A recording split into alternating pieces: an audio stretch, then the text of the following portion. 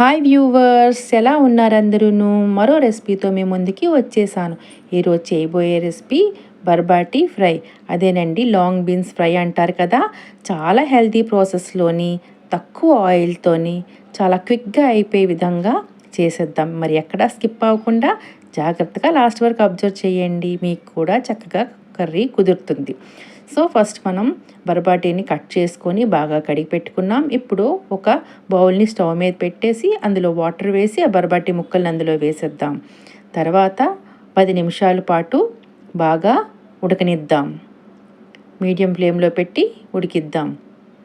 10 నిమిషాల తర్వాత చల్లారాక ఇదిగోండి ఇలా మెదిపితే కుక్ అయినట్లు లెక్క కదా. ఇప్పుడు ఇది పక్కన పెట్టేద్దాం. ఇప్పుడు స్టవ్ మీద కడాయి పెట్టుకొని 2 స్పూన్లు ఆయిల్ వేసి ఈ విధంగా వేసి పోపు దినుసుల్ని వేసుకుందాం. జీలకర్ర, ఆవాలు, శనగపప్పు వేసానండి పోపు దినుసుల్లోని. ఇలా వేసిన తర్వాత అల్లం వెల్లుల్లి ముద్ద,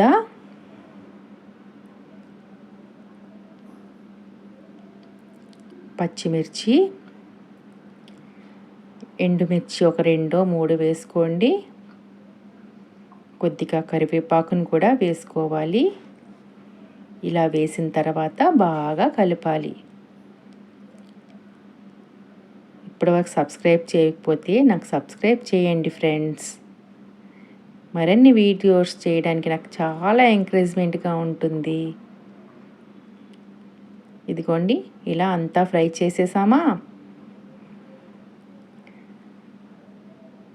ఇలా ఫ్రై అయిన తర్వాత ముందుగుండా మనం ఉడికించి పెట్టుకున్న బర్బాటీ ముక్కల్ని వాటర్ అంతా తీసేసి ఈ విధంగా ఇందులో వేసేద్దాం.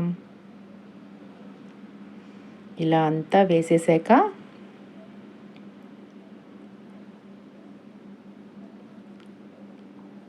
పసుపు, కారం, కొద్దిగా టేస్ట్కి సరిపోయినంత సాల్ట్ని కూడా వేసుకుందాం. ఇప్పుడు గరం మసాలాను కూడా వేసుకున్నామా. ఇప్పుడు ఈ విధంగా అన్నీ వేసేసి ఒకసారి అంతా బాగా కలుపుకోవాలి. నా సబ్స్క్రైబర్స్ అందరూ తప్పకుండా నాకు లైక్ చేయండి. మీరు ఇచ్చే లైక్ వల్ల నాకు ఎంతో సాటిస్ఫాక్షన్ ఉంటుంది.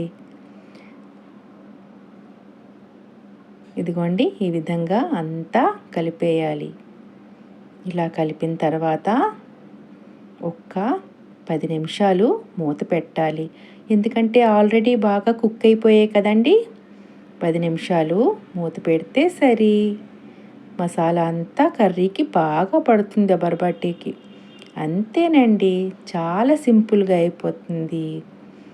డైట్లో ఉన్నవాళ్ళు హ్యాపీగా తినొచ్చు. హార్ట్ పేషెంట్ కూడా హ్యాపీగా తినొచ్చు.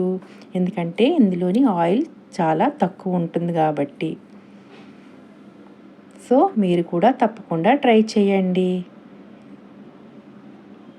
మర్చిపోకుండా లైక్, షేర్, సబ్స్క్రైబ్ చేయండి ఫ్రెండ్స్.